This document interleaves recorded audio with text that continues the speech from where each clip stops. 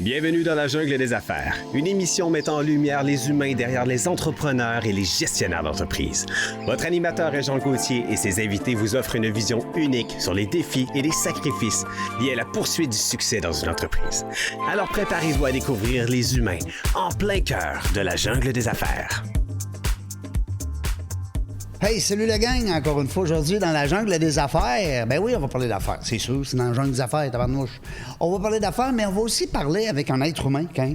Parce que derrière l'entrepreneurship, vous le savez, derrière tout gestionnaire d'entreprise, il y a un humain. Ben oui, ça reste que il y a l'intelligence artificielle, puis il y a aussi les humains encore. On essaye de combiner tout ça. Aujourd'hui, on va parler avec un monsieur qui est dans... On est 750e entrevue en passant. Ben oui, vous le savez, je les compte, j'aime ça. Je me félicite, puis je vous remercie tout le temps, parce que si vous n'êtes pas là, ben je parle tout seul. J'ai l'air d'un fou. Ça m'arrive, là, mais pas devant la caméra, hein, quand on a l'air d'un fou. J'ai avec moi aujourd'hui un gars d'affaires, un gars... on a beaucoup de points communs, ça va être le fun. Simon Arsenault qui est avec nous. Salut, Simon. Salut. Comment ça va? Ça va très bien, toi? Ben oui, ça va bien. Merci de le demander. Par chance que Glenn, il est là, il est dans le décor. On se connaîtrait pas. C'est grâce à notre ami Glenn Miller qu'on remercie. Ben, en tout cas, moi, je le remercie de te connaître. Et il nous accueille dans sa magnifique galerie d'art de l'Isabelle, sa conjointe, artiste peintre. C'est beau, c'est beau, magnifique. c'est beau. C'est tout qu'un privilège que j'ai de pouvoir recevoir des gens. Puis j'en ai encore demain. J'en ai fait hier. Des belles rencontres avec des gens d'affaires, des gestionnaires. Et puis, là, aujourd'hui, on termine avec toi. T'es mon dernier. T'es la cerise sur Sunday, Simon. Plein de beaux projets qui s'en viennent. Mais avant, je veux parler, moi, du petit Simon. Il part de où, lui? Comment ça qu'il est devenu businessman demain? Ça part de où, ça, le trip d'être entrepreneur? C'était-tu ton père, ta mère? T'avais-tu des exemples? Non, c'était pas mon père, ma mère. Peut-être juste avant qu'on aille là, moi, je suis dans le marketing sportif. Je travaille avec des célébrités sportives. Ouais. Les plus gros au Québec. Oui, on va en parler. Que ce soit Patrick Roy, Mario Tremblay, La Réconciliation, Georges Saint-Pierre. Parce que tu as un site aussi que on peut toutes les voir sur ton site. MVP. Attends un peu. MVPsportmarketing.com. Ouais. Donc, je travaille dans ma passion. Ouais. Donc, moi, j'ai toujours eu la passion du sport. Puis la passion de l'entrepreneurship, je l'ai eu aussi. Je l'ai découvert quand j'étais assez jeune. Ah ouais? J'ai juste découvert le concept d'avoir des idées. Ouais. Puis d'être libre, d'avoir ses propres idées. Liberté. Puis d'être libre d'avoir la créativité d'imaginer un plan d'affaires ou un plan d'exécution, puis après ça, avoir le côté, ça c'est le côté créatif, ouais. Puis avoir la rationalité de voir comment on passe de l'idée créative à l'exécution rationnelle, avec une approche rationnelle, puis une exécution qui fait du sens. Puis j'ai découvert ça assez jeune, puis je trouve que quand on a qu'on découvre ça, tout le monde peut le découvrir, tout le monde peut avoir des idées, puis vouloir... Dans le fond, c'est comme de vouloir améliorer la vie des gens ou des fois, on pense à ses propres besoins. On se dit, hey, si jamais il y avait telle affaire qui existait ou tel type d'événement ou tel type d'expérience sur le marché, ça me ferait plaisir. Mais si ça me fait plaisir à moi, ça ferait peut-être plaisir à d'autres. Ben oui. Puis c'est ça un peu le monde des affaires. C'est ça que j'ai découvert. L'altruisme, beaucoup d'altruisme. De ne pas attendre après les autres, puis de prendre l'initiative de dire, ben moi, je vais le faire. C'est bon. Puis je trouve que c'est ça. C'est comme ça que j'ai découvert que j'avais le sens des affaires quand j'étais jeune. Plusieurs petits exemples que j'ai eus quand j'étais jeune, mais je trouve que c'est ça qui est fascinant du monde des affaires. Puis quand tu as une idée, puis tu es capable de la développer, parce que tu te dis, hey, ça serait vraiment intéressant, puis ça améliorerait ma qualité de vie dans un sens, puis tu réussis à l'exécuter puis le faire. C'est wow. Le sentiment de satisfaction après, c'est très, très valorisant, puis c'est très nourrissant. C'est ça, moi, qui m'a toujours fasciné. Bon, c'est ça. Mais on revient à la question. Moi, je veux savoir, quand tu étais petit, parce que tu nous as conté quelque chose tantôt, puis je trouvais ça le fun. Je voulais que nos auditeurs l'entendent. Tu avais quoi, je pense, 7 ans? Oui, 7-8 ans, oui. Ouais. T'as décidé, toi, t'allais couper le gazon du voisin. Mais c'est vraiment niaiseux. Drôle, le monde aime ça. Ouais, c'est vraiment niaiseux comme anecdote. Mais quand même. J'ai comme réalisé que j'aimais les affaires à mon jeune âge, juste parce que j'ai vu chez mon voisin, j'avais 7-8 ans, puis son gazon était long. Ouais. Puis je me suis dit, il y a besoin. Ben, peut-être je pourrais aller y offrir qu'il me paye, puis d'y couper son gazon. Ouais. Fait que je suis allé cogner chez eux, j'ai dit, pour 5 $, je te coupe ton gazon. Puis c'était pas gros, là. Mais quand même. Il m'a dit oui. Ouais. Puis je l'ai fait. Ouais. Puis j'ai ramassé mon 5 $, puis je suis rentré chez nous. Puis le sentiment que j'avais, c'était comme, hey, j'ai créé ma propre job. Ben oui. J'ai vu de quoi, un besoin, je l'ai comblé, puis je me suis fait de l'argent. C'est pas quelqu'un qui me dit fais ci, fais ça. Mais c'est aussi niaiseux que ça. C'était pas l'école de l'entrepreneurship. Non. Je veux dire, c'était aussi niaiseux que ça, puis c'était même pas dans ma famille, parce que mon père, moi, c'était un directeur d'école. Ouais. Puis ma mère, elle a été enseignante, elle a fait des études en nutrition, après ça, au niveau doctorat, puis tout, mais elle a travaillé pour le gouvernement. Fait que c'était des gens passionnés. T'avais pas cet exemple-là proche de toi. Ouais, non, je l'avais pas. Un oncle, peut-être? Mon grand-père. Ouais, ton mon grand-père. grand-père, du côté de ma mère, avait une grosse business à Victoriaville. Ah oui? Suregain, c'est la moulée pour les animaux. Les animaux, ouais. Fait qu'il était là-dedans, il y avait une grosse business de moulée d'animaux. Puis c'est peut-être que le jargon entrepreneur. Mais peut-être la génétique vient un peu de là, parce que mon oncle a été son fils, le frère à ma mère. Puis mes frères aussi sont entrepreneurs. Moi, j'ai 2 grands frères. Ouais. Puis mon plus vieux frère a été mon mentor presque toute ma vie. Oui. Parce Comment il s'appelle? On peut le saluer. Nicolas, oui. Salut, Nicolas. Salut. Puis dans le fond, moi, ce que j'ai remarqué aussi de la business, quand on était jeune, moi puis Nicolas, il me partageait beaucoup d'apprentissage quand on était à peu près adolescent. C'est que c'est beaucoup de la psychologie, la business. Fait que c'est beaucoup... Quand tu comprends la psychologie humaine, ben tu comprends aussi la business, autant au niveau du consommateur qu'au niveau du partenaire d'affaires. Du client, du partenaire, du fournisseur. Puis comment faire des deals, puis comment, tu sais, fait que ça, le relationnel. Exactement. Hein? C'est important. C'est important, le relationnel. Tu avais des bons amis à l'école? Ça veut dire que tu étais un bon petit gars d'école? Oui, mais j'aimais pas l'école. Non? Tu sais, je me débrouillais bien. T'aimais ça juste faire du sport, peut-être? J'aimais faire du sport. J'ai fait beaucoup de sport, mais tu sais, j'en ai jamais fait compétitif. Non? C'est sûr que j'ai toujours... Parce que l'autre chose qui m'a accroché, moi, dans la vie, puis je suis un gars de passion. Ouais. Parce qu'avant l'argent, moi, c'est la passion. Puis j'ai toujours voulu essayer de faire de l'argent dans ma passion. Ouais. Puis l'argent me rend... la passion me rend plus heureux que l'argent. Ouais. Mais si je suis capable de combiner les deux puis de les amener les deux à un niveau le plus haut possible, oui, mais j'en fais pas une obsession. Je comprends. Parce que je suis pas un...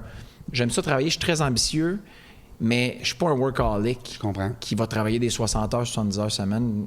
Puis moi, quand je regarde le monde qui font des millions puis des milliards, puis qui continuent à travailler comme un fou, le stress, je me dis, avec tout cet argent-là, moi, je ferais d'autres choses de ma vie. Oui, je comprends. Moi aussi, je suis un peu comme ça. Ouais. Parce que maintenant, on perd notre vie à la gagner. Exact. Hein? Bon. J'aime ça parce qu'on aime ça, voir de où qu'on vient, de où qu'on va. Puis, tu sais, des fois, ça nous oriente un peu. L'autre frère, qu'est-ce qu'il fait? Tu disais de Oui, c'est ça. Donc, mon frère, il me faisait beaucoup de... Excuse-moi, c'est pas grave. Mon frère, Nicolas, il me partageait beaucoup d'apprentissage de psychologie qu'il faisait.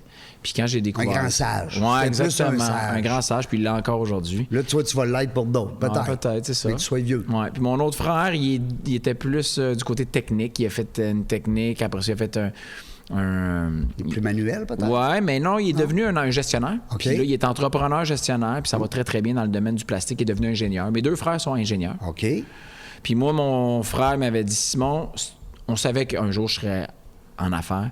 Je l'ai toujours été, tu sais, à certains niveaux. Puis il m'avait conseillé d'aller me chercher un titre professionnel. Il m'avait dit, Simon, va te chercher un titre. Tu as 3 options. Comptable, avocat ou ingénieur. Fait que ça, la crédibilité que ça va t'amener sur le marché. Fait que s'il y a des jeunes qui nous écoutent puis qui veulent être entrepreneurs, c'est sûr que d'aller chercher un titre professionnel, c'est excellent parce que ça va vous suivre toute votre vie, cette signature-là, la crédibilité que ça apporte. Fait que j'ai essayé d'aller pour être avocat. Parce qu'il y avait avocat, comptable ou ingénieur. Ouais. Je suis allé pour le droit. Tes frères étaient ingénieurs. Oui, les 2 ont été ingénieurs. Tu vas faire de quoi de différent? Moi, ça m'intéressait moins la science puis le côté technique. Fait que je suis allé vers les études en droit. Je suis rentré à l'UQAM. Puis merci, mais... Sur 33 cours qu'il y avait à faire au bac, il y en avait seulement 3 qui étaient en droit des affaires. Oui. Fait que le reste, c'était du droit constitutionnel, social, civil, matrimonial. Famille. C'était lourd, c'était lourd. Ben oui. Beaucoup de lectures, par cœur. Mais je comprends. Fait que j'aimais beaucoup le droit des affaires, mais il y avait malheureusement juste 3 cours. Fait que j'ai fait 10 cours là-dedans. Finalement, j'ai changé. Je suis allé en administration. J'ai fait un bac en administration. Puis, j'aimais pas l'école. J'ai voulu lâcher l'école aussi au cégep, puis au début d'université. Puis comme beaucoup de jeunes. Parce que j'avais encore le sens des affaires, puis je me voyais déjà entrepreneur. Mais mes frères, mes parents, ils me disaient non, fais pas cette erreur-là. Non. Continue. Là, je me disais, ouais, mais souvent, les jeunes, on pense ça. On pense qu'on est peut-être mieux d'aller travailler, faire de l'argent. On est pressé de faire de l'argent. Bon, ça. Puis on souffre aux études parce que c'est souffrant, là, tu sais. Ben oui. D'étudier, c'est lourd, c'est stressant, c'est plate, tu sais, des fois. Les examens. Ouais. Fait qu'ils m'ont toujours dit. À un moment donné, ils m'ont dit, si tu veux lâcher l'école, lâche-la à l'école. On te le recommande vraiment pas. Mais si c'est ça que tu veux, c'est correct. Je les ai écoutés. Ah oui? J'ai persisté. Je suis allé chercher mon diplôme. Est-ce que je me rappelle de tout ce que j'ai appris à l'école? Non. Presque tout oublié, dans un sens. Tu me sortirais une feuille d'algèbre puis de finance, là. Ben oui. Je pourrais plus le faire. Mais ce que ça m'a appris, puis ce que je dis aux jeunes, puis pourquoi il faut aller à l'université dans la vie, il faut y aller si vous avez la chance d'y aller ou l'occasion, c'est que l'école, ça t'apprend à... T'apprends la vie dans le sens que ça t'apprend à respecter des deadlines. Oui. Ça t'apprend à prendre aussi. Ça t'apprend à réfléchir, mais ça t'apprend, moi, je trouve, surtout à bâtir des projets, faire des analyses, bâtir des projets, livrer, avoir des livrables, respecter des échéanciers, puis à être capable de travailler sous pression. Puis mettre en pratique la théorie, tu sais. Oui. Hein? Ouais. C'est ça que ça m'a appris le plus, les études, malgré que j'aimais pas l'école, mais j'ai réussi à le faire. Puis toute la souffrance que j'ai eue pendant des années d'être étudiant, puis Ouais. que je me sentais pogné dans mes études. Pendant que tes chums font la fête. Il y en a qui faisaient exactement, mais une fois que c'est passé, puis c'est derrière toi, là. Tu dis, wow, thank you. Oui, puis tu le ressens plus, là, la Non. douleur. C'est derrière toi. Puis là, tu es équipé pour aller... À guerre. ouais, Dans la jungle des affaires. Exactement, aller Hein? dans la jungle des affaires. T'aimes-tu le titre? J'adore. OK, cool. Parce que quand on a commencé, tu m'as dit, bon, j'étais content que tu n'aies pas été voir d'autres entrevues. Les gens, des fois, ils font ça. Ils vont voir d'autres entrevues, puis là, quand ils arrivent, ouais, mais là, toi, tu arrives, Non, moi, j'ai voulu te découvrir en personne. C'est ça, c'est de l'instinct, c'est le fun. J'aime ça parce que de voir l'évolution, parce que tu sais, tu as 2 frères. T'as pas de sœur? Non. OK. 2 frères, qu'eux autres, ils ont été ingénieurs, puis là, tu nous racontes, quand on connaît Simon Arsenault, on ne sait pas tout ça. Tu comprends? Parce que tu es quand même une personnalité qu'on voit. Tu sais, que tantôt, avant que tu arrives, j'écoutais des vidéos, puis tu sais, avec Jean-Charles, puis puis tu l'as dit, tu es entouré d'athlètes, puis en fait, c'est plus que des athlètes, c'est rendu quasiment nos... comment tu l'as dit? Ben, c'est des icônes du sport. Icônes. C'est des icônes, c'est des modèles. Idoles. Des idoles, c'est des modèles dans la Ouais. société. C'est des gens très inspirants. Puis moi, ça m'a accroché cette passion-là pour le sport, les athlètes aussi très jeunes. Puis moi, en réalité, c'est en 1986. J'avais 7 ans. Donc, ça dit mon âge. Puis moi, c'est Patrick Roy. Qui faisait son entrée dans la Ligue nationale avec les Canadiens. Puis c'est mes premiers souvenirs de hockey. Puis Patrick Roy, en 86, à 18 ans, il est rentré à la fin de la saison. Ça, c'est l'année qu'il a gagné sa première coupe. Puis il avait 18 ans, son casque blanc, puis il a tout arrêté. Le Casso. Le Casso, il a tout arrêté. Le gars de Québec qui jouait pour les Canadiens à Montréal, puis sa fougue, sa détermination, son œil du tigre, sa volonté de gagner, c'est venu me chercher. Puis moi, c'est là que je suis tombé en amour avec le sport. Je suis tombé en amour avec Patrick Roy aussi, qui c'est devenu mon grand idole d'enfance. Pas juste parce que c'était spectaculaire au point de vue performance, mais c'est surtout... son acharnement, son désir de vaincre. Son mindset, que j'ai découvert. C'est quand je te parle de psychologie tantôt que c'est important puis ça me fascine. Mais lui, sa psychologie, là, c'est pas juste d'être bon entre les deux poteaux. C'est parce qu'il y a un désir, il y a un mindset, il y a une vision, il y a des valeurs. Puis c'est ça, moi, qui est venu me chercher. Puis encore aujourd'hui, ça me fascine auprès des athlètes parce que pour devenir un Patrick Roy ou pour devenir un Georges Saint-Pierre ou pour devenir un Bruni Surin, c'est pas juste parce que tu as du talent. Non, ça va plus loin que ça. C'est à cause de tes valeurs, ta discipline, ton mindset. Puis moi, c'est ça qui me fascine encore aujourd'hui. Mais ce qui est le fun, c'est que tu amènes justement ce noyau-là, parce que c'est ça ta business, MVP.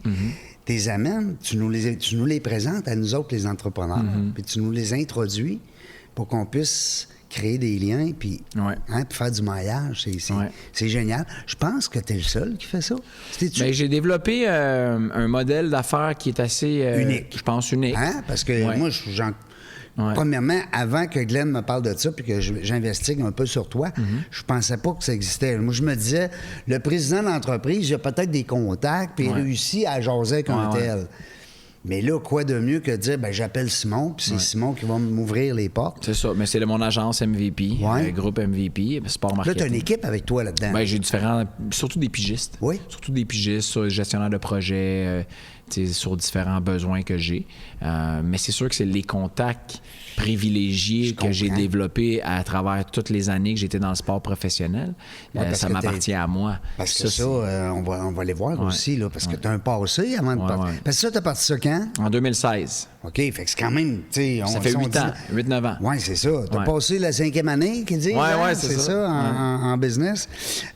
Puis avant, ben, tu as travaillé pour le Canadien de Montréal, une équipe là, de hockey, je pense. Une équipe de hockey, exactement. On connaît pas trop, là. Oui, à Québec, peut-être un peu moins, mais... Arrête, on les aime assez. Oui, vous les aimez partout, là, on les aime partout. À Québec, là, t'as les anciens Nordiques. Eux autres, là, ils ont, tu leur parles du Canadien, puis Esaïs, ou je sais pas trop, ils sont dans le monde. Puis ils trippent sur Colorado. OK, exact. Il y en a encore, de ça? Oh, il y en a? Tu capoterais. Sérieux? Ah, oui. Puis je les aime pareil, là. Salut tout le monde, là. Je veux pas faire de... Mais je trouve qu'ils exagèrent. Ils sont plus là, les Nordiques, les gars. OK? Arrêtez. Mais... puis le Canadien, mais c'est quand même notre équipe. C'est parce que faut se rappeler que les Nordiques sont arrivés dans la Ligue nationale en 1979. Bon, il y avait... Fait qu'il y a eu avant, là. Les belles années des Canadiens. Il y a quasiment eu 100 ans avant. De Jean Béliveau, puis de Maurice Richard, puis même Guy Lafleur. Les Nordiques n'existaient pas. Ben non. Les Canadiens étaient l'équipe du Québec, des Canadiens français. Ben oui, en plus. En tout cas. Fait que oui, j'ai travaillé pour les Canadiens de Montréal, puis j'ai travaillé pour leur division du divertissement, Evenco. Evenco, c'est le promoteur d'événements. Oui. Fait que j'ai travaillé pendant 11 ans pour le groupe CH, que ça s'appelle, au Centre Bell. J'avais mon bureau au Centre Bell, puis pendant à peu près mes 6-7 dernières années, j'avais mon bureau à 3 portes du bureau de Jeff Molson, au 7e étage. Est-ce que tu as eu l'occasion de jaser avec ce monsieur-là comme il faut? Oui. Un petit jasette, là. Moi, c'est le genre de monsieur que je rêverais d'avoir en entrevue. Super sympathique. En passant, j'envoie l'invitation s'il y a des gens qui connaissent M. Molson. J'aimerais ça, non, parce que je trouve que, d'abord, ce qu'il vient de faire, là, c'est extraordinaire. Il a acheté une équipe, on parlera pas de chiffres, là, mais je veux dire, puis il l'a amené à un autre niveau. Là. Mais les chiffres sont reconnus publiquement. Oui. Et la valeur de son organisation, c'est une belle passe d'argent, qu'il a acheté en 2009, on va se le dire, la valeur a quasiment quadruplé. Quadruplé, imagine-toi. Puis on parle de centaines de millions. Mais toi, tu me disais, tu as eu peut-être l'occasion un peu d'y jaser entre un cadre de porte ou bien... Oui, exactement. C'était à la machine à café. Non. Ou d'un party de Noël. Oui. On a eu quelques meetings. Quand il est arrivé, il a voulu rencontrer tous les employés. Il est fin, semble-t-il. Très sympathique. Ça a l'air que c'est un monsieur qui est très humble. Oui, tu sais, très accessible. Je me rappelle les premières fois que je le croisais, c'était M. Molson, puis il disait non, il dit moi c'est Jeff. Moi c'est Jeff, tu me tutoies. Ça, c'est il disait ça à tout le monde. Il a un bon français aussi, quand même. Puis il regarde le monde dans les yeux, il est souriant, il salue tout le monde. On sentait qu'il pourrait... Il pourrait être ailleurs. Il pourrait être ailleurs, il pourrait Molson, être au-dessus de tout le monde, mais il n'est pas de même. C'est vraiment quelqu'un d'accessible et de très, très sympathique. Ça t'interpelle-tu beaucoup, ces gens-là? Ben oui, c'est sûr, parce que c'est les gens qui sont là, c'est comme s'ils se rappellent ils se rappellent d'où ils ont parti, mais ils se rappellent que c'est grâce à bien du monde autour que tu réussis. Tu réussis pas tout seul. Il se rappelle du petit gars, par exemple, qui est allé tourner le gazon. C'est pas ça. Non, mais c'est pour ça que nous autres, dans la jungle des affaires, on aime ça aller là. Ouais. Parce que souvent, les gens m'écrivent des messages, continuez, en passant, j'adore ça. Puis ils me disent, ben c'était le fun, parce qu'on ne savait pas qu'un tel ou une telle... Tu sais, M. Dutil, l'autre fois, à Canam-Manac, ça va bien, mon affaire, Canam, M. Dutil, et que je salue, il nous racontait des affaires. Les gens ont tripé là-dessus. Oui, c'est sûr que c'est le fun de connaître des anecdotes et des histoires, mais tu sais, parlant d'anecdotes, moi, quand j'étais jeune, puis j'ai découvert Patrick Roy puis tout ça, j'ai voulu jouer pour les Canadiens de Montréal. Oui, j'ai entendu ça, je pense, dans une entrevue que tu as fait avec... écoute, un journaliste qui t'interviewait. Je vais peut-être en raconter une couple de fois, mais tu sais, c'est juste que j'y croyais pendant une petite période de vie. T'as joué au hockey, mais juste récréatif. OK, t'as pas joué un... J'étais pas payé parce que j'avais énormément de cœur. J'étais un acharné. Comme dans les affaires. Oui, mais tu sais, j'ai du cœur. Fait que j'étais un gars qui met ses trips à la table. Oui, c'est ça. Puis je faisais ça au hockey. J'aurais voulu essayer de devenir un joueur professionnel, mais je me suis rendu compte jeune que malgré ma volonté puis mon cœur, j'avais pas le talent naturel. Je n'avais pas le talent, OK, ou le physique. Il y a des gens qui ont le contraire de toi, Simon. Il y a des gens qui ont le talent, puis on n'en nommera pas, là, on n'embarquera pas là-dedans. Mais mon grand-père disait, ils ont le cordon du... oui, mais il y en a qui ont le talent puis qui pensent que tout va arriver parce que tu as le talent. Mais Comme j'allais dire, comme j'ai dit tantôt, pour te rendre au top, ça te prend un certain talent, mais c'est encore plus que ça te prend de l'engagement, de la discipline, de l'effort. Fait que malgré que j'avais ça au hockey, à un moment donné, je suis revenu d'une pratique, puis je m'étais rendu compte que j'avais pas le talent que d'autres avaient. J'ai bien du cœur, je me rappelle que il manque un petit bout. Je suis rentré en pleurant chez nous, puis j'ai regardé mon père. Ouais. Puis j'aimais beaucoup Wayne Gretzky aussi. Oui. Puis j'ai dit à mon père, en pleurant, j'ai dit, je pense que je serai jamais Wayne Gretzky. Ouais. Puis là, il m'a dit, comment ça? J'ai dit, parce que j'ai peut-être pas le talent qu'il faut. En tout cas, ça m'avait marqué. Puis... Qu'est-ce qu'il t'a dit, ton père, là-dessus? Je me rappelle pas ce qu'il m'avait dit. Je me rappelle que moi, ça m'avait frappé. Lui, il s'est rappelé de ça. Ouais. Et ça l'a marqué que j'avais annoncé ça, comme. Mais il m'avait encouragé, là, tu sais, dans le sens qu'il était là derrière moi. J'ai toujours senti son support pour tout.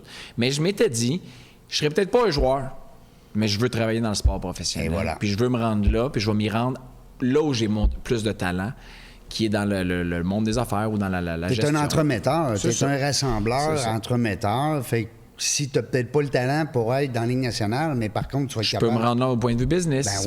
Puis moi, mon autre passion... mon autre passion, c'était le divertissement puis l'entertainment. La musique, les spectacles, les événements.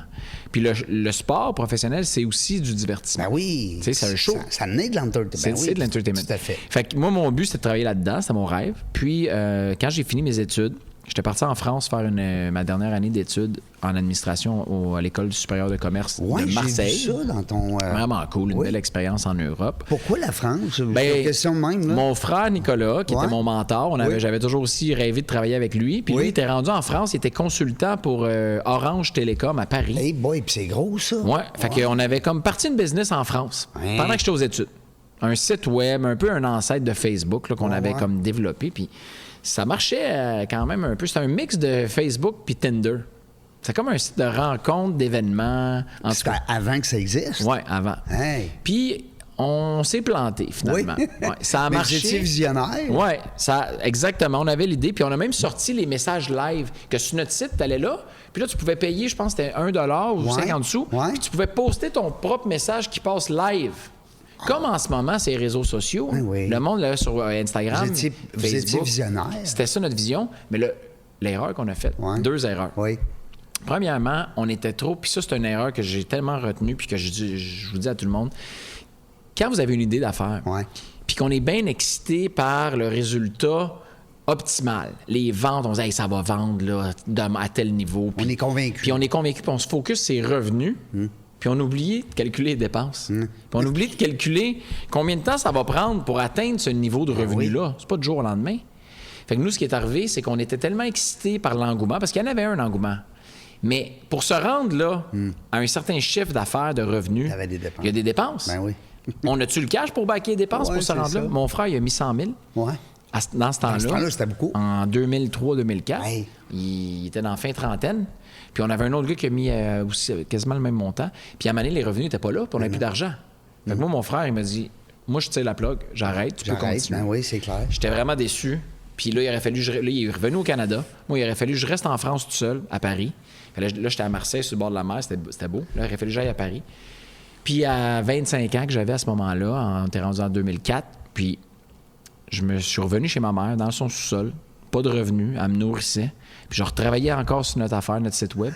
Puis tu voulais pas abandonner. Ouais. Fait que première erreur, ça a été de focusser trop ses revenus. Trop ses revenus, pas assez sur les dépenses. Ses dépenses, puis sur le plan d'affaires, puis sur l'échéancier. Puis l'autre erreur qu'on a faite, c'est que je disais à mon frère, ça nous prend un programmeur informatique comme associé. Oui. Moi, je vais faire le développement. Pas payer à l'heure qui part avec toutes les données. Oui, puis qui nous coûte du cash. Oui. Puis là, j'ai dit, on devrait donner 33 % de nos parts à un informaticien. Oui. Parce que ça, c'est le cerveau de notre business. Oui. C'est la base de notre business. Comme un chef cuisinier d'un resto. Exact. Puis moi, je m'occupe du développement des affaires, puis du marketing, puis des événements. Puis toi, tu es le stratège qui fait des gros partenariats. Il avait été chercher des commanditaires, puis tout. Puis c'était un investisseur.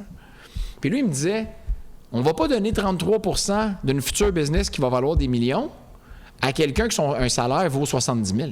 Ouais. C'était ça son thinking. Là, aujourd'hui, tu vois ça comme une erreur? Moi, je vois ça comme une erreur. Parce que si on l'avait eu à la base, puis on aurait donné 33 % la business aurait peut-être marché.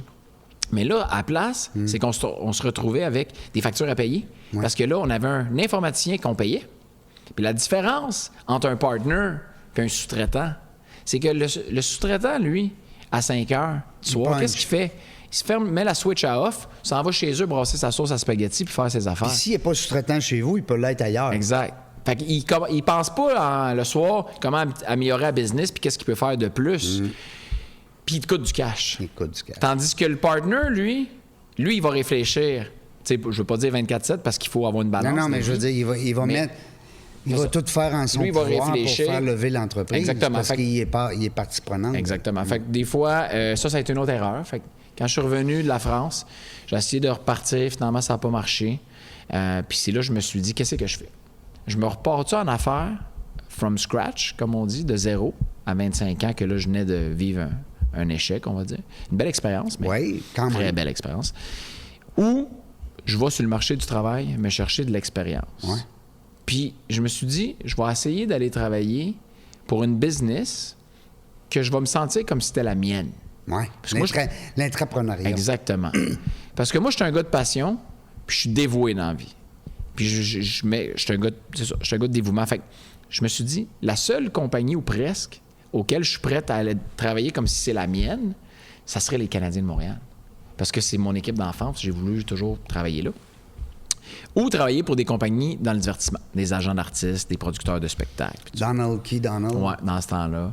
Fait que là, je faisais des applications, j'envoyais des CV par fax. Puis, oui, on est dans le fax. J'étais en 2005. Mais oui. Puis personne ne répondait.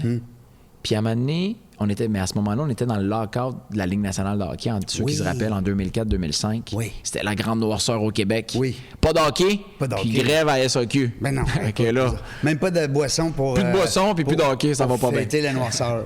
Donc, c'était cette année-là, en 2004-2005. Puis j'avais entendu dire que lorsque les activités allaient reprendre, mais il allait avoir une vague d'embauche parce qu'il y avait congédié beaucoup de leur staff pendant la pandémie. Puis finalement, pas la pandémie, pendant cette période. C'est ça. Une autre grande noirceur. Oui. Puis finalement, j'avais pas de contact pour rentrer au Canadien. Je suis allé voir sur le site web, c'est qui le VP marketing. Dans ce temps-là, c'était Ray Lalonde. OK. Je ne connaissais pas. J'ai vu sa face. J'ai dit, il a l'air sympathique. Je vais essayer de le contacter lui direct. Puis je vais me présenter comme un consultant marketing. Oh boy. OK, là, t'as dit, j'essaye ça. Fait que là, j'ai écrit une lettre. Une lettre très, très, on va dire puissante. Là. Ça m'a pris 3 jours de l'écrire. Mon père m'avait aidé à la corriger. Puis ce que je disais, en gros, c'était... Je voulais leur donner pas le choix de me donner une chance. Ouais. Puis ce que je leur disais dans ma lettre, c'est... Je suis convaincu que je peux vous aider à augmenter votre clientèle, augmenter vos revenus, fidéliser votre clientèle. J'ai des idées. Ça me tient à cœur le succès des Canadiens. Ça m'a toujours tenu à cœur d'un point de vue personnel. Et aujourd'hui, je veux que ça me tienne à cœur au niveau professionnel. Donc, je suis convaincu que je peux vous aider à augmenter vos revenus. Je vous propose de m'engager à des conditions minimales pendant une certaine période de temps pour que vous puissiez me juger sur mes actions et non que sur mon profil. En gros, c'est ça qu'elle disait la lettre. Puis j'avais mis ma photo dessus, j'avais mis ça en couleur, j'avais plastifié le dossier. Puis j'avais essayé, avant de faire le dossier papier, j'avais essayé d'appeler M. Lalonde, le VP. Puis là, il me le passait pas, évidemment. Puis à un moment donné, la fille, elle me dit... elle dit, vous pouvez envoyer ça par courriel. Là, je suis là, ouais, par courriel, c'est pas... Ça faisait encore... Ça démarque pas vraiment. Là, Fait que j'ai dit, je peux-tu aller le porter en personne? Ouais. Puis elle dit, bien sûr. Ouais. Fait que c'est là que j'ai bâti mon dossier plastifié, coloré et tout. Puis je suis allé le porter en personne. Puis quand je suis arrivé là, puis j'ai jasé avec la fille, j'ai déposé le dossier. J'ai jasé avec elle, puis je disais que je revenais de la France. Ouais. Mais j'étais tellement un maniaque des Canadiens qu'avant de partir en France, j'avais appelé aux Canadiens. Puis je leur avais dit, moi, je m'en vais en France. Comment je fais pour regarder les matchs des Canadiens là-bas? Puis souvenais-tu de toi? Puis elle se souvenait de moi. Non. Parce que j'y avais même dit, elle me dit, il n'y a pas moyen. Mais j'ai dit, écoutez, moi, je suis prête à payer par mois, là. Puis mettez-moi les games sur des DVD, puis envoyez-moi-les, puis je vais les écouter un mois plus tard. Ben oui, j'étais prête à faire ça. On était loin du... Puis elle m'avait trouvé bien fou d'y proposer ça. Un vrai fan. Un fou positif. Non. Oui, ben oui. Puis elle se rappelait de moi. Oh, wow. Puis finalement, mon dossier a été déposé là, puis 3 semaines plus tard, ils m'ont rappelé. Puis ils m'ont proposé une entrevue. Puis là, je suis allé là. Puis c'est Tu devais être énervé, pareil. Ah ouais, j'étais stressé. Hein? Ah ouais. Écoute, là, c'est quasiment ton rêve, là. Puis là, t'appelles, puis hey, on a une entrevue à te faire passer. Ouais. Puis là, tu rentres là, puis c'est le Canadien, puis t'es dans les bureaux du Canadien. Non, ça sent le... Tu sais, parce que quand t'es un fan, tu vois ça à la télé, tu connais personne, tu sais pas comment c'est. Mais non. T'imagines. Quand tu rentres là, t'es là pour de vrai. Vestiaire, tu vois les staffs, là, là, je me dis, ils sont bien chanceux, eux autres, travaillent pour les Canadiens. J'ai voyé passer là, t'as été là 11 ans? 11 ans de temps. Finalement, ils m'ont proposé une job aux ventes de billets de saison. Puis là, moi, je venais de faire 4-5 ans d'université. Je voulais pas être vendeur de billets. Ben non. Je voulais être en marketing. Sauf que le directeur qui m'a rencontré, il m'a dit, on a une job à te proposer. Ben, pas faut que tu commences par là. Non. Il dit, moi, je suis le directeur des ventes. Ouais. Je me cherche un vendeur. Oh. Fait que, il dit, j'en ai 6 ici, ou 5. On va monter à 7. Si tu as le goût, c'est la job que je t'offre. Si tu veux travailler en marketing, tu peux, mais c'est bien moins payant. Il dit, si tu veux faire de l'argent, tu vas en faire plus au ventes. Ah, mais toi, t'as dit, c'est pas grave. Moi, dans ma tête, je me suis dit, bon, ça, c'est le fun à entendre, mais vu que je suis pas un gars qui je suis pas drivé que par l'argent, c'est plus la passion. Mais je me suis dit, dans ma tête, c'est peut-être une occasion pour moi de mettre mon pied dans la place, faire mes preuves, puis éventuellement, ça va déboucher. Fait que finalement, j'ai fait 3 entrevues. Puis c'est drôle parce qu'à chaque entrevue, le directeur il me disait, ici, là, c'est comme dans les séries éliminatoires de la Coupe Stanley. Ouais. Chaque entrevue, c'est une ronde. Tu passes la première entrevue, tu passes la première ronde, tu t'en vas en deuxième ronde. Puis il dit la finale est avec le vice-président Ray Lalonde. Fait que finalement, je me suis rendu en finale, j'ai eu mon entrevue, ils m'ont donné la job. Puis je suis rentré là pour vendre des billets de saison. Puis j'ai fait ça pendant 2 ans. Puis je me suis démarqué beaucoup. J'ai fini 2e meilleur vendeur la première année, puis 1er la 2e année. Pourquoi? Parce que j'étais un gars qui aime performer, j'étais un gars qui aime... Ta clientèle aussi, tu avais une clientèle d'affaires. Oui, mais c'était une belle époque parce que, mais même encore aujourd'hui, les Canadiens, c'est très en demande. Ben oui, ça démontre... C'est une liste d'attente. Tu peux pas avoir un billet de saison, c'est possible. Mais en 2004-2005, avant 2004, les Canadiens, ça allait pas bien. Non. C'était dur de vendre des billets. Puis ça a été une période que l'équipe était pas très bonne, là, tu sais, 99, 2000, 2001. Oui. Puis il y a eu les bonnes années de José Théodore 2002, mais... Donc, quand on est revenu après le lockout, moi, j'ai commencé en 2005-2006 pour la saison. On avait beaucoup de billets de saison à vendre, mais c'était quasiment comme travailler au poulet chez Ticoc. Oui. Le téléphone sonnait, ça sonnait. Fait que c'était Club d'hockey canadien. Bonjour, Club d'hockey canadien. Puis oui, à quelle adresse qu'on fait la commande? Je veux des billets. Fait que moi, mon défi, c'était quelqu'un qui appelait pour acheter des billets à 3 000 $, mais c'était de l'amener dans un budget à 6 000. Puis lui qui avait 5-6 000, je l'amenais dans les rouges à 10 000. Fait que moi, ce que je faisais, c'est que le midi, la majorité des gars, ils allaient dîner au restaurant. Moi, je restais au bureau, je mangeais ma sandwich au bord du téléphone, je prenais les appels, je faisais des ventes. Puis le soir, les gars partaient à 5-6 heures. Moi, je restais jusqu'à 7 h, 8 h, 9 h, 10 h. Puis le monde y appelait à 10 h le soir. Parce qu'il s'essayait. Il s'essayait une ligne à 800. Je prenais des appels, je vendais des billets. Fait que j'ai fait ça longtemps. J'ai fait ça pendant 2 ans, en fait. Stratégique, quand même. Ça a bien été. Puis après ça, un matin, le vice-président Ray Lalonde, il m'a appelé dans son bureau. Puis il m'a dit, Simon, je sais que tu veux faire d'autres choses. Tu nous l'as déjà dit.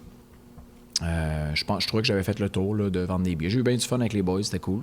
Mais je voulais faire d'autres choses. Puis je pensais que j'allais être peut-être plus utile à l'entreprise dans une autre fonction. Un autre poste, oui. Puis finalement, il m'a proposé 3 jobs ce matin-là. Il m'a dit, je t'offre 3 opportunités. 1, je te transfère au marketing, comme je voulais initialement 2 ans plus tôt, dans le cadre du projet du centenaire des Canadiens, qui allait avoir lieu en 2009. 2009. Puis là, c'était excitant, là. Ils ont fait beaucoup de choses. Là. Il y a eu le match des étoiles, le repêchage, le film, la rue des Canadiens, le timbre des Canadiens, le dollar, le gala. Il y a tout eu. Ray Lalonde a fait une job exceptionnelle. Ça n'aurait pas pu être mieux exécuté. Puis aussi grandiose, toutes les retraits de chandail. Les retraits de chandail de mon idole Patrick Roy. Au plafond. Fait que finalement, ça, c'était une option 1. Option 2, c'était d'aller vendre la commandite au département de vente corporative. Ça m'intéressait beaucoup. Ça aussi, c'est pas trop difficile à faire, hein? Parce que le monde, il aime ça en tabarouette. Oui, mais... c'est quand même des gros montants. Il y a beaucoup, c'est des très gros montants. Puis il y a beaucoup de propriétés à vendre. Fait qu'il faut que tu sois capable de faire des pitchs, identifier des clients, puis faire du développement des affaires. Le téléphone ne sonne pas autant que pour des billets. Je comprends. J'imagine. Faut que tu développes. Non, faut que tu développes. Puis la 3e option, c'était d'aller chez Evenco, puis d'aller au développement des affaires. Puis finalement, j'hésitais bien gros entre les ventes corporatives puis Evenco. Est-ce que ça leur appartenait? Oui. OK, c'est ça. Oui. Puis moi, j'hésitais. Fait que j'ai demandé conseil à Ray Lalonde. J'ai dit, toi, tu ferais quoi à ma place? Il m'a dit, ça dépend qu'est-ce que tu veux faire. dans ta carrière. Ouais. Ça, c'est un très bon conseil. Ben oui. Il me dit... Vois plus loin un peu. Ouais, si tu t'en vas en vente, après quelques années dans le marché, ta réputation, tu vas être étiqueté un vendeur. Ben oui. Veux-tu être un vendeur toute ta vie? Oui, c'est ça. Ou si tu t'en vas du côté d'Evenco, tu vas faire de la gestion, tu vas faire du développement des affaires, tu vas faire de l'entrepreneuriat dans le... Et voilà. Fait que, il dit, ça dépend de toi. C'est peut-être ça qui t'a préparé à devenir entrepreneur aussi. Bien, c'est sûr. J'ai opté pour cette option-là. Puis je suis arrivé chez Evenco. Puis là, j'ai eu la confiance. J'avais déjà la confiance de l'organisation. Puis je le remercie encore aujourd'hui, Ray Lalonde, qu'est-ce qu'il a fait pour moi à cette époque-là. Puis je suis allé travailler pour Jacques Aubé, qui était le directeur général à cette époque-là aussi. Puis Jacques m'a donné ma chance. Puis il m'a dit, j'ai dit, qu'est-ce qu'il faut que je fasse? Puis il m'a dit, amène des projets. Développe des événements à Montréal. C'était aussi beau et grand que ça comme opportunité. C'est un gros parc d'amusement. Ah oui. Hein? Ah oui. Dis-moi, t'as été combien de temps chez Evenco?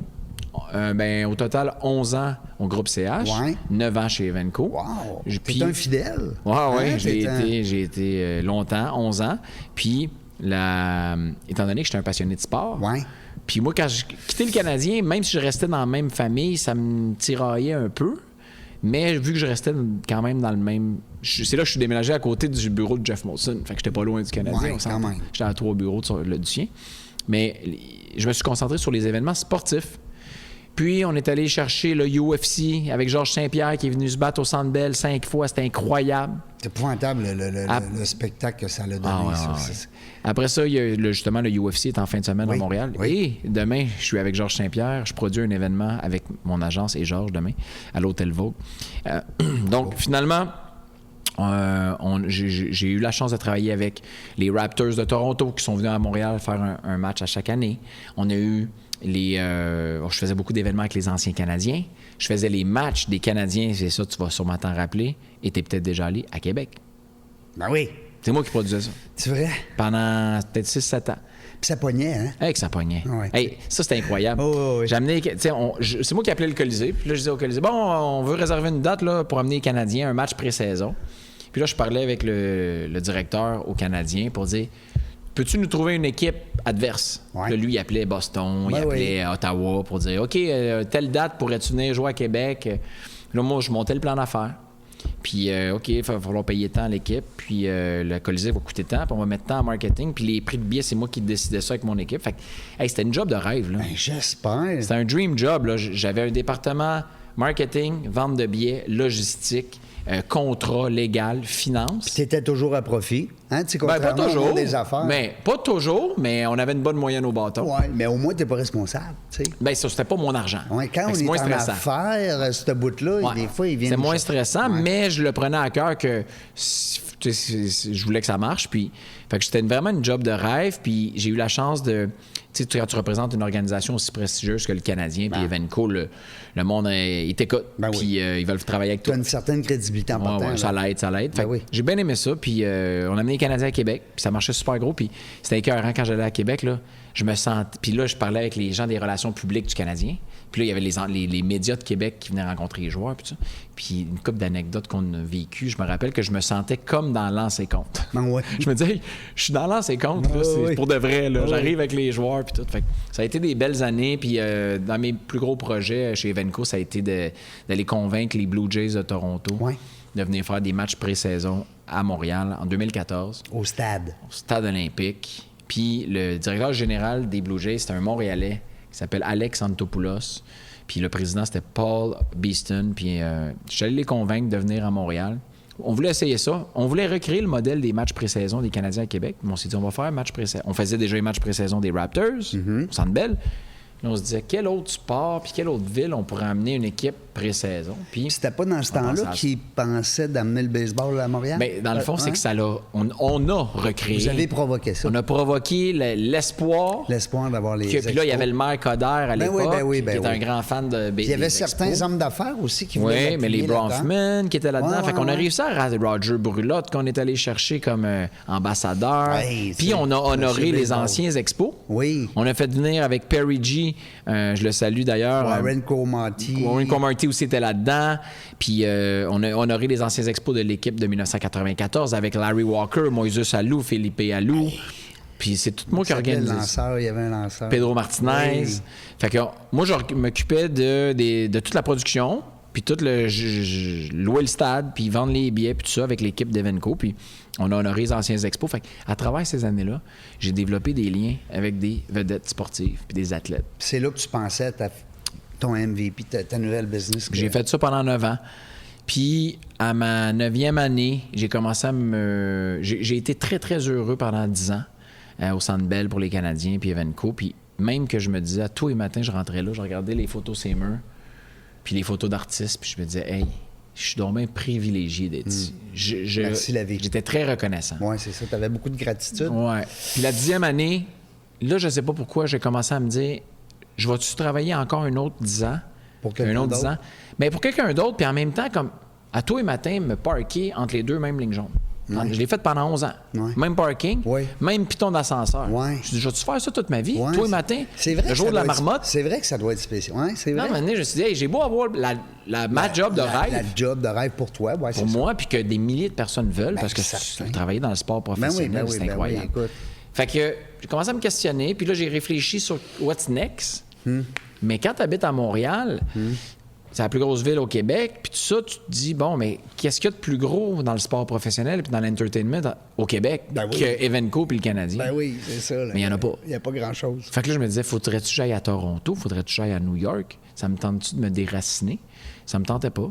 Fait que là, j'ai réfléchi. Ça m'a pris 1 an à réaliser que, je peux t'expliquer la philosophie derrière tout ça, c'est la puissance du sport, encore une fois. OK?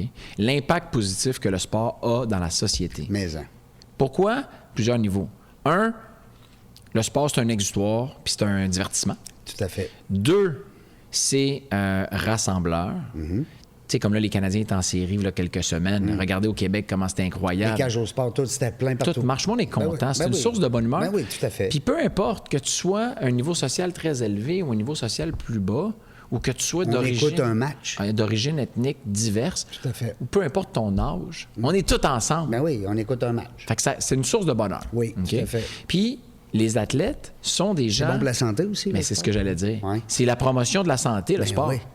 C'est important, puis c'est la santé mentale, puis c'est la santé physique. Ben oui, absolument. Fait que moi, toutes ces choses-là du sport, c'est ce qui vient me chercher. Puis l'autre parallèle que j'explique là-dedans, c'est que ça vient un peu champ gauche, mais je l'explique pareil. Quand tu regardes les nouvelles au Québec, là, puis aux États-Unis, là, un peu partout, c'est le même, mais les nouvelles sensationnalistes, c'est tout le temps du négatif. C'est plus vendeur. Tout le temps de la merde. Excuse-moi l'expression.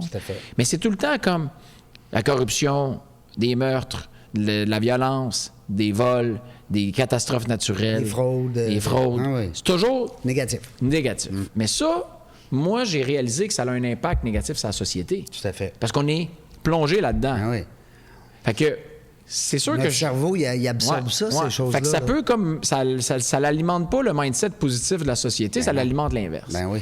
Par contre, une fois de temps en temps, tu vas ouvrir le journal de Montréal ou tu vas aller aux nouvelles, puis voir une grosse nouvelle positive. Sur un athlète. Puis 90% du temps, les nouvelles positives sont de nature sportive. Oui. Puis c'est là que j'ai réalisé la puissance du sport dans la société. Ah, c'est bon, ça. Que le sport est capable de tasser les mauvaises nouvelles, prendre la une, puis ça rassemble tout le monde, puis c'est positif. Fait que moi, la place. Exactement. Fait que là, c'est là que je me suis dit, ça, faut qu'il y en ait plus. Ouais. Je veux qu'il y en ait plus. Qui est derrière ça? C'est là que j'ai réalisé, ce sont les athlètes eux-mêmes. Les êtres humains derrière. Fait que là, je me suis dit, hey, moi, j'en connais plein. Là, je regardais dans mon téléphone cellulaire. J'étais là, attends une minute, là. Moi, je connais Guy Lafleur. Je connais Georges Saint-Pierre. Je connais...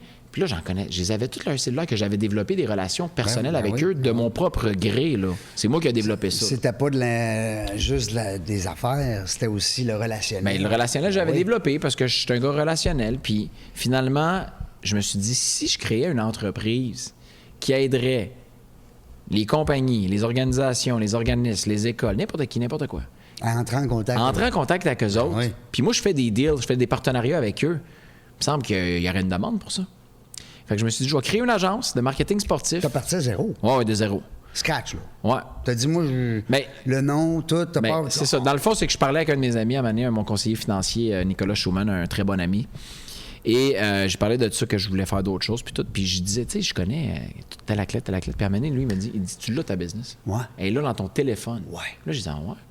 Puis il m'a juste cet élément déclencheur-là, puis c'est là que j'ai réfléchi, puis que je suis arrivé avec le modèle de dire « Hey, je pourrais faire une plateforme qui offre l'accès aux icônes du sport. » Puis là, j'ai créé le branding, le groupe MVP. Puis là, on va conseiller les entreprises à développer, comment engager des vedettes sportives pour n'importe quoi. Que ce soit une conférence, une campagne de publicité, un ambassadeur porte-parole, événement corpo, n'importe quoi. Puis j'ai voulu le faire en partenariat avec Evenco au début. Puis finalement, c'était pas dans leur priorité. Non. Fait que j'ai réfléchi, puis j'ai dit, un matin, je me suis levé, puis j'ai dit à mon boss, je vais tenter ma chance. Je vais lâcher ma job. Puis j'étais directeur des sports, parce que déjà, je me suis rendu directeur des sports. Oui. Je lâche ma job, puis je vais appeler toutes les vedettes sportives que je connais. Je vais leur proposer de faire partie de mon agence pour leur générer des projets. Puis de l'autre côté, je vais conseiller les entreprises. T'es comme celui qui les marie ensemble. Oui, mais en même temps, on fait de la stratégie. On fait pas juste le contact, on fait de la stratégie. Quoi faire, comment faire, puis pour que les deux côtés soient contents. Oui, c'est une agence hybride. Ben oui. Au service des entreprises, au service des athlètes ou même des agents d'athlètes. Faut que les deux côtés... Les deux côtés gagnent. Ben oui. Faut que l'athlète ou l'agent, il y a un beau projet. Il dit « Wow, merci Puis de l'autre bord, mais l'entreprise elle a un retour sur son investissement ou qu'elle atteint ses objectifs. Tout à fait. Fait que ça a été ma vision que j'ai développée avant de partir dans le business. Puis... la première personne que j'ai appelée, la première personnalité sportive, c'est Guy Lafleur. Oui. Puis j'avais son cellulaire parce que Guy Lafleur, je m'occupais des événements des anciens Canadiens, puis tout le monde se rappelle de Guy à quel point c'était un être exceptionnel, puis pas juste de réputation. Là, personne ne parle contre Guy Lafleur. Non, c'est impossible. J'ai jamais entendu quelqu'un... Guy Lafleur, il me fait penser un peu à monsieur comme Sylvain Guimond. Oui, tu sais, genre de bonhomme, tout le monde l'aime. Ouais. Ben oui, je sais, il est dans ton équipe. C'est ça, il est dans mon agent. Alors... c'est des gens que tu peux pas... Jean Béliveau. Exactement. Tu peux pas parler comme ces gars-là. Ben non. Maurice Richard, il brassait de temps en temps. Mais je comprends. Mais Guy Lafleur, c'est juste un gars... un gars que tu veux avoir comme ami. Ah oui, mais lui, le pire, Guy Lafleur, c'est que quand tu le rencontrais, là, après 5 minutes, tu as l'impression que tu le connaissais depuis des années. T'es le gars le plus important au monde. Oui, il te donnait de l'importance. Oui. Puis tu sais, il y a un principe de psychologie de base, là, que quand tu t'intéresses aux autres, les autres s'intéressent à toi. Ouais. Puis lui, Guy, il l'avait naturel. Tout à fait. Poser des questions au monde. Ouais. Qu'est-ce que tu fais dans la vie? Hey, comment ça qu'il s'intéresse à moi? Parce qu'il était de même. Parle-moi de toi. Hein? Fait que Guy, moi, c'est le premier que j'ai appelé. Puis j'ai dit, Guy, ça fait longtemps qu'on se connaît. J'ai organisé ta tournée d'adieu. On avait fait une tournée quand il a arrêté de jouer avec les anciens Canadiens, avec le défunt Marc Véro, que je salue, mais que je salue sa fille, Geneviève. Puis on avait fait sa tournée d'adieu à travers le Québec. Puis je m'étais rapproché de lui. Puis là, je l'ai appelé. Puis j'ai dit, Guy, t'es un icône du sport. T'es un modèle dans la société, comme tous les athlètes, vous êtes des modèles. Vous êtes inspirants. On a à apprendre de vous. Ben oui.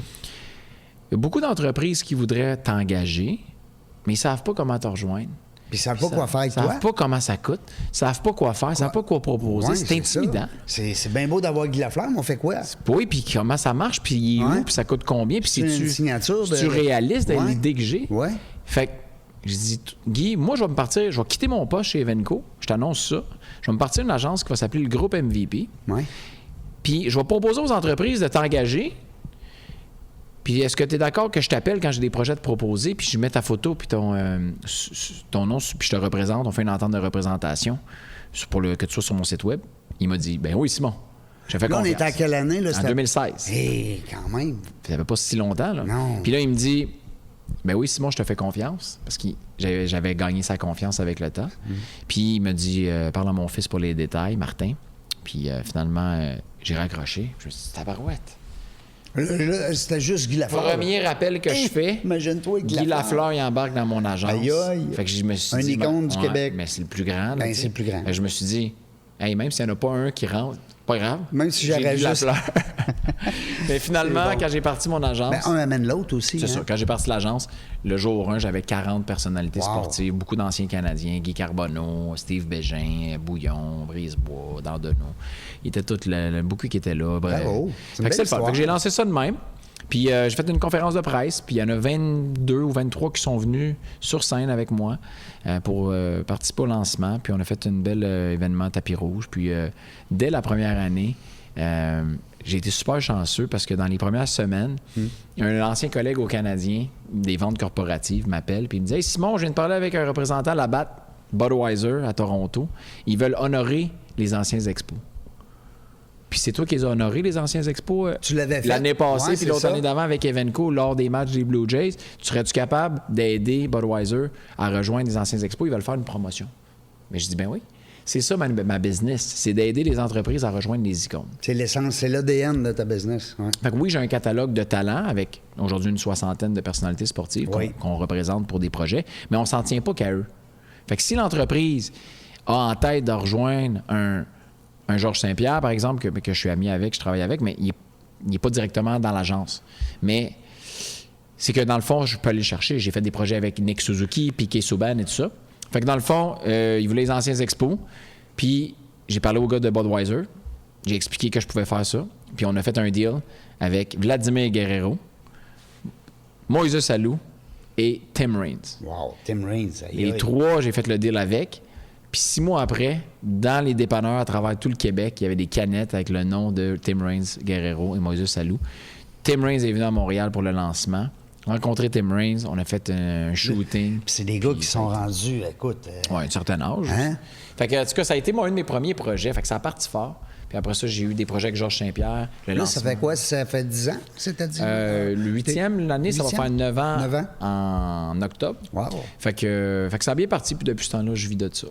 Bien, je vais te souhaiter que ça continue parce que là, à entendre ton histoire, c'est aux 10 ans que ça brasse là, dans ta vie. Oui, c'est ça, exact. Hey, on ne voudra pas que ça brasse trop dans MB.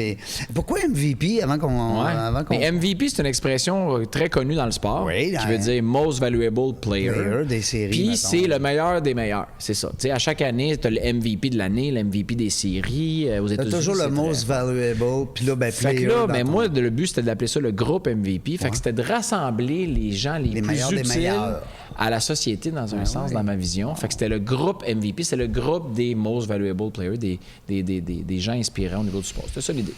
MVPSportsMarketing.com. Alors, vous savez, de toute façon, vous pouvez googler Simon Arsenault. Je pense oui, ça se trouve. Sinon, MVP Sport Marketing, c'est notre site web. J'ai le goût de te laisser la dernière minute de notre entrevue pour que tu puisses peut-être passer des messages à des jeunes, peut-être, qui ont le goût de se lancer en affaires, qui n'ont pas, des fois, le...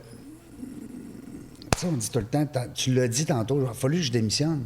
Oui. Tu sais, des fois, tu as des belles idées, tu as des beaux projets, tu en as parlé un petit peu tantôt, mais j'aimerais ça que tu nous ramènes ça dans cette minute-là, qu'on donne ça à l'intelligence artificielle après, qu'elle nous fasse un special report sur toi. Parfait. Lorsque tu entames un projet, c'est important, selon moi. Il y a plusieurs choses que j'ai appris. Premièrement, ça prend un budget. Hein? Là, je l'ai appris. Parce qu'au début, je disais que je n'avais pas le budget. Puis ça, c'est mon boss qui m'a appris ça. Il m'a dit, viens jamais me voir avec une idée si tu n'as pas un budget qui vient avec. C'est bon, ça. Fait que oui, c'est correct d'avoir des idées. Mais le budget, là, faut pas t'attendre trop longtemps avant de le faire. Parce que sinon, tu perds ton temps. Ben oui. Ça a juste rêvé. T'as juste rêvé. Fait que rêve, fais un budget. Puis c'est quoi les scénarios de vente? C'est quoi ton pay scénario? C'est quoi ton break-even, donc ton seuil de rentabilité? Combien tu dois générer de ventes pour pas perdre une scène, arriver à zéro? Puis quelles sont tes projections réalistes basées sur des comparables? Puis quel est ton meilleur scénario? Ta capacité à 100 %. Puis quand tu es capable d'analyser ça, tu es capable de voir qu'est-ce qui va arriver dans le PDK. Parce que personne n'a de boule de cristal. Si on avait des boules de cristal, on serait tous riches. Bon, on ne sera pas là. OK? Ouais, c'est ça. Fait que c'est quoi ton pay scénario? Fait que ça, c'est tes ventes à 10 20 de ta capacité. Ton seuil de rentabilité, es-tu à un niveau raisonnable? Puis tes projections de vente, sont-tu en haut du seuil de rentabilité? Puis ton maximum, es-tu le fun? Es-tu excitant? Fait que quand tu vois ces scénarios-là, comme moi j'ai fait quand j'ai voulu partir ma business, je me suis dit, c'est quoi le pire? Mais le pire scénario, c'est que je fasse 0 vente. Moi, je ne l'ai même pas mis à 10 je l'ai mis à 0. OK. Je me suis dit, je fais aucun client. Il n'y a personne qui appelle. Ça va être quoi les conséquences? Ça veut dire que pendant 1 an de temps, je vais essayer de trouver de la business. Je ne vais pas réussir. Combien ça va me coûter pour survivre? Fait que là, j'ai dit, peut-être me coûter, je sais pas, 30 000 $ pour manger. Je vais manger la base. Puis je ne vais pas sortir, je ne vais pas dépenser. Ça va me coûter 30 000. Est-ce que tu es capable, Simon, d'absorber une perte de 30 000, exemple, sur 1 an? C'est bon, ça. Mais, donc là, j'ai envisagé le pire scénario et je me suis dit, oui, je suis prêt à l'assumer, puis je suis capable. Fait que j'avais déjà le plan B. Puis le plan B, c'était quoi? Je me suis dit, je retournerai sur le marché du travail. Fait que moi, mon conseil, c'est envisager le pire scénario. Faites vos calculs. checkez vos chiffres, envisagez votre pire scénario, puis trouvez-vous déjà une solution au pire scénario. Déjà un plan B puis un plan C. Fait que quand tu arrives face à ton pire scénario, t'es pas surpris. T'es déjà prêt. T'as déjà ta solution. Ouais, t'as déjà prêt. Fait que ça, ça serait un de mes conseils. Puis l'autre, c'est d'être passionné, d'aimer ce qu'on fait, d'être honnête. Moi, une affaire que j'ai appris des personnalités sportives, c'est la fiabilité. Puis, tu sais, d'être fiable, puis de surtout être capable de gérer les attentes. La vie, c'est une question de gestion d'attente. Souvent, je donne l'exemple. C'est quand j'approche une célébrité sportive, puis que je veux le rentrer dans mon agence, je ne fais pas miroiter des chiffres de revenus. Je dis pas, moi, je pense que je vais te générer 50 000 de revenus cette année. Je dis pas ça. Parce qu'il va s'attendre à ça. C'est ça. J'ai dit, peut-être je vais t'en générer 0. Parce que souvent, je donne l'exemple, si je te dis, je vais te générer 50 000, puis qu'à la fin de l'année, je te génère 35 000, est-ce qu'il risque d'être déçu? Tu vas être déçu. Puis si j'ai dit 0, puis je génère 25 000, il va être content. Ben oui, fait que vous voyez que la gestion d'attente, c'est ça qu'il faut faire attention. Fait que moi, j'ai une mentalité avec mes clients, mes partenaires d'affaires, quand je fais des projections, j'essaie de ne pas... j'essaie de under-promise, comme on dit. Under-promise, over-deliver. Ben oui. Under-promise, over-deliver. Ça, c'est une autre de mes recommandations, d'essayer d'être capable de savoir qu'on peut faire plus que ce qu'on projette ou qu'on promet. Puis, livrer plus. C'est ça. Puis en gros, c'est un peu mon approche. Puis d'être sociable avec le monde, d'avoir des bonnes qualités relationnelles, être capable de regarder le monde dans les yeux, donner des bonnes poignées de main, transmettre la passion, transmettre la confiance. La confiance. Fait que, tu sais, c'est toutes des choses que j'ai appris puis qu'aujourd'hui, ça me sert bien dans mes prochains projets. Ouais. Bien, bravo, parce que ça va faire tout qu'un article, ça, avec l'intelligence artificielle. Ben, tu savais, Castor, hein, on travaille avec ça, parce que ce qu'on dit, ils transforment ça, les autres, là, sont capotés. Puis avant de te laisser, je veux juste que tes auditeurs sachent que le projet que je suis le plus fier que j'ai fait dans ma carrière à date, mon plus gros, puis on peut finir là-dessus. Vous vous rappelez, pendant la pandémie, la grande publicité d'Uber Eats qui a rassemblé et réconcilié Mario Tremblay. Patrick Roy et Mario Tremblay. Ouais. Mais ça, c'est moi qui ai réussi à convaincre les deux de revenir. C'est vrai? Puis ça a été une histoire incroyable parce qu'on sait tous qu'ils étaient en conflit depuis 30 ans. Ben oui. Depuis le mois de décembre 1995. Depuis la démission de... Patrick Roy avait quitté le Canadien avec une chicane lorsque Mario l'avait laissé dans les buts. 7 buts, 9 8 buts, 9 buts. Et les Canadiens ont piqué du nez pendant des années. Patrick Roy est allé gagner la Coupe Stanley avec les anciens Nordiques. Oui, qui venaient d'être... Colorado. Fait que c'était rough pour les Québécois. Dans 50, dans le fond, il n'a rien inventé, Régent Tremblay. Non. Hein? Quand même, la réalité, c'est aussi fou. Puis, il était encore en conflit. Puis quand j'ai réussi à les rassembler pour la publicité d'Uber Eats, on est allé faire le tournage à Québec. Ouais. Puis, au centre Vidéotron, on avait monté le studio. Puis moi, j'étais avec Mario Tremblay. Puis Mario était quand même fébrile à l'idée de revoir Patrick Roy. Il ne savait pas trop comment ça se passerait. Puis Patrick Roy est arrivé face à Mario. Patrick a regardé Mario dans les yeux, puis lui a dit « Mario, je t'aime. » Puis là, Mario a eu la même réaction que toi. Et il a dit « Et je t'ai toujours aimé. » Mario a été surpris. Il a dit à Patrick, ça fait plaisir d'entendre ça. Il dit, on peut quand même pas être en chicane toute notre vie. Ouais. Et ils se sont pris dans leurs bras, ils se sont enlacés. Wow. Et depuis ce temps-là, la chicane était devenue du passé. De côté. Et ils étaient redevenus des bons amis, comme lorsqu'ils étaient co-chambreurs en 1986, quand Patrick Roy est arrivé dans la Ligue nationale. Oui, ils ont gagné la Coupe Stanley ensemble, ces gars-là, pareil. Ouais. Ça a été un projet exceptionnel pour moi de rassembler mon idole avec Mario Tremblay. Bravo. Fait que, ça se passe bien dans un podcast, hein? Ça a été mon plus beau projet, je voulais vous laisser là-dessus. Mais non, mais ça s'explique bien, puis ça se partage bien dans un podcast. Beaucoup de gens me posent des questions par rapport à ça. Fait que c'est ce que j'ai vécu, puis je suis bien content de... Merci de l'accueil, merci de cette belle entrevue sur ton podcast. Bien content de faire partie de la jungle des affaires. Oui, parce qu'il y a une communauté derrière ça. On est rendu 754 avec toi, 55. Wow, c'est impressionnant. Donc, 755 personnes qui peuvent se connaître, qui ont un lien ensemble sur le site dans la jungle des affaires.ca. En passant, merci beaucoup. Plaisir. Merci à Glenn, parce que c'est Glenn qui a initié notre rencontre. La gang, écoutez, on ne sait pas quand est-ce qu'on va revenir. Une chose est sûre, c'est qu'on va avoir du plaisir. Merci d'avoir écouté La Jungle des Affaires. Pour participer à l'émission, rendez-vous sur notre site web dans lajungledesaffaires.ca. À très bientôt pour une prochaine entrevue.